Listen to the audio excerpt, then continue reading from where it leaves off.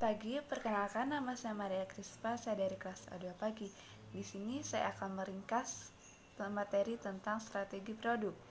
Pengertian strategi produk adalah suatu strategi yang dilaksanakan oleh suatu perusahaan yang berkaitan dengan produk dipasarkannya dan juga berhubungan pula dengan hal-hal lain, atribut lain yang melekat pada produk tersebut. Terdapat 3 aspek dari produk yang perlu diperhatikan agar memudahkan dalam mempelajari strategi produk, antara lain produk inti, produk yang diperluas, produk formal. 5 komponen yang terdapat di dalam produk formal yaitu desain, bentuk, corakannya, daya tahan atau mutunya, daya tarik atau keistimewaannya, pengemasan atau bungkusan, nama merek dan brand nama. Jenis-jenis atau kualifikasi produk. A. Barang tahan lama. Barang yang berwujud yang biasanya untuk dipakai dalam waktu yang lama, misalnya alat perlengkapan rumah tangga. B. Barang tidak tahan lama yang berwujudan biasanya habis dikonsumsi satu kali pemakaiannya.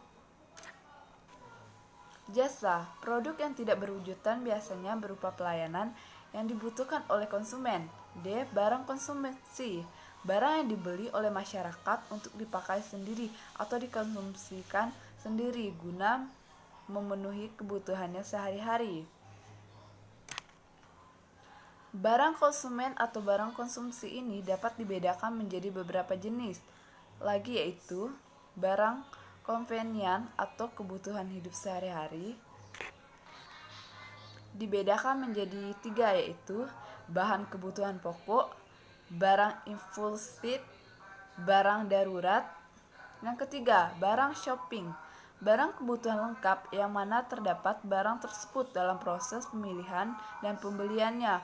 Konsumen terlebih dahulu memperbandingkan dan mempertimbangkan meliputi perbandingan keserasian, mutu, harga, warna, model, dan sebagainya dengan matang berbagai hal yang berkaitan dengan barang tersebut.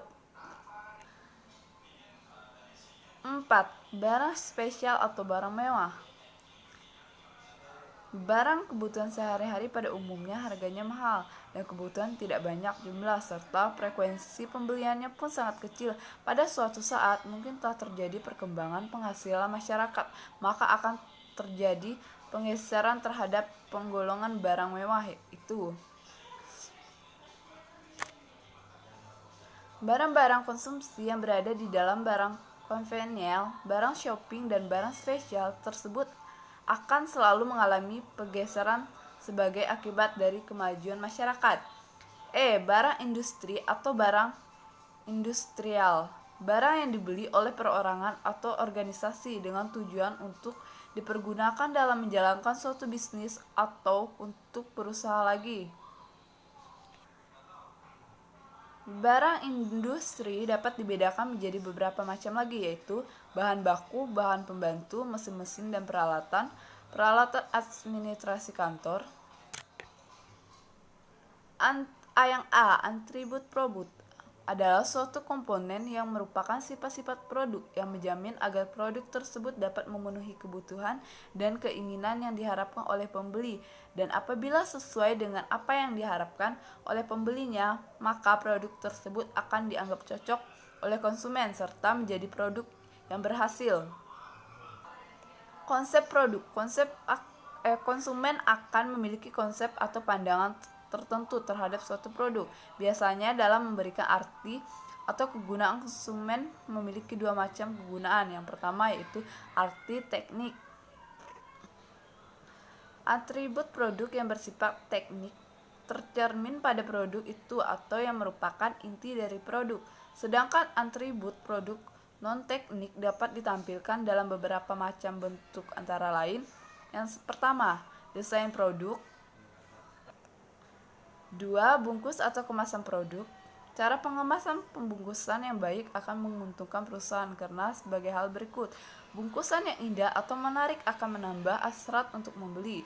Bungkusan yang khas akan mempermudah pembeli mengingat produknya.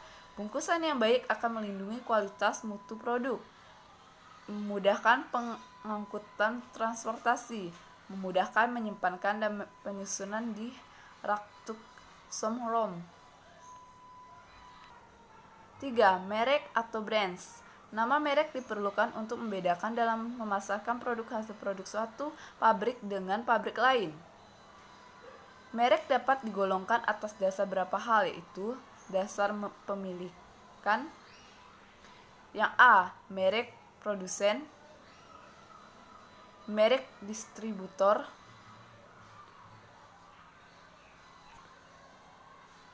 O. Dasar geografi, merek nasional,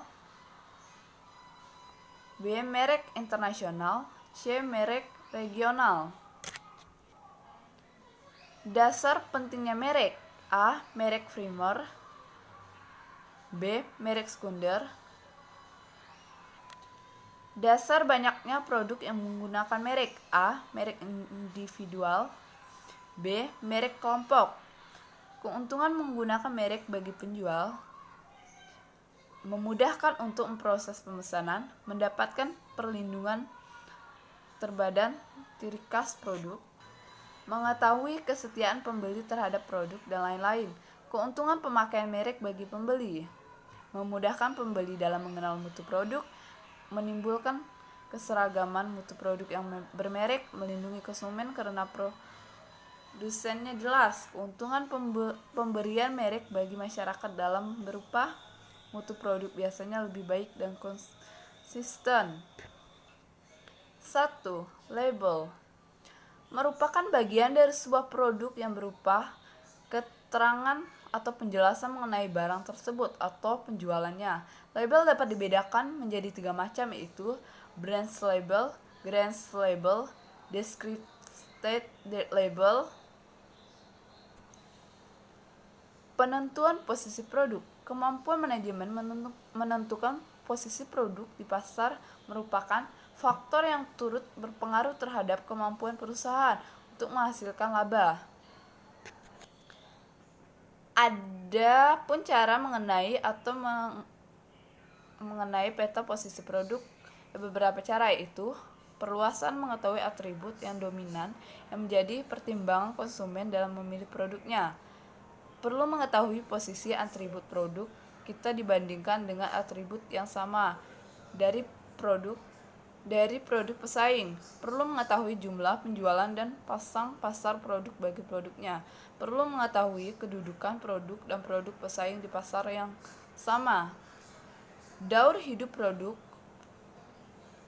Yang pertama, tahap perkenalan. Kedua, tahap pertumbuhan. Pada tahap ini ditandai atau mempunyai ciri sebagai berikut. Yang pertama, para pemakai awal mengadakan pembelian ulang dan diikuti oleh pembeli-pembeli potensial. Yang kedua, tingkat laba tinggi sehingga menarik pesaing masuk dalam bisnis. Pesaing biasanya membuat produk dengan ciri khas. 3. Harga tetap atau naik sedikit karena naiknya permintaan dengan pendapat. 4. Biaya promosi tetap atau sedikit naik untuk melawan pesaing atau pendidik pasar. 5. Penjualan meningkat secara tajam sehingga jual laba besar. 6. Biaya produksi per unit turun berkat pengaruh kurva pengalaman. Pada dasarnya, suatu perusahaan ingin mencapai pertumbuhan pasar secepat mungkin. Untuk tujuan itu, ada beberapa strategi yang dapat digunakan, yaitu: yang pertama, penyempurnaan mutu, model dan ciri khas produk baru. 2. Memasuki segmen pasar dan saluran distribusi yang baru.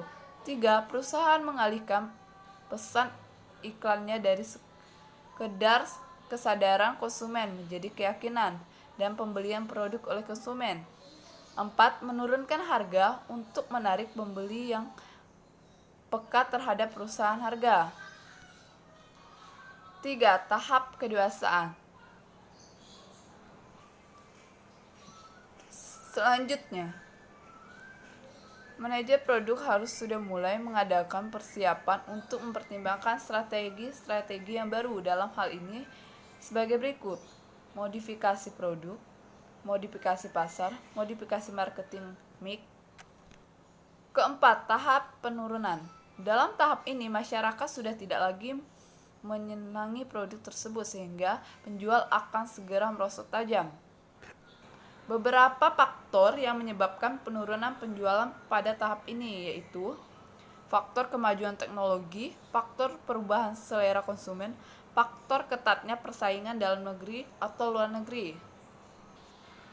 Portofolio produk. Tahap-tahap dalam analisis portofolio produk ada 4 macam, yaitu yang pertama, tahap anak bawang, merupakan suatu tahap yang menunjukkan keadaan atau posisi suatu produk yang sedang diperkenalkan oleh suatu perusahaan, seperti halnya tahap perkenalan dalam analisis daur hidup produk. 2. Tahap tanda tanya, merupakan kondisi di mana potensi pasar produk itu sudah cukup tinggi, tetapi pengusaha tidak atau belum meningkatkan kemampuannya untuk mengeksploitasikannya, sehingga kemampuannya masih rendah. 3. Tahap bintang, yang menduduki bintang lapangan. Posisinya akan menyenangkan perusahaan yang memasarkannya, akan tetapi juga banyak diincar para lawan bisnisnya atau pesaing-pesaing bisnis untuk direbutnya. Tahap 4, tahap sapi perah, merupakan posisi di mana produk tersebut dalam kedudukannya maka akan menyumbangkan keuntungan yang sangat tinggi kepada perusahaan.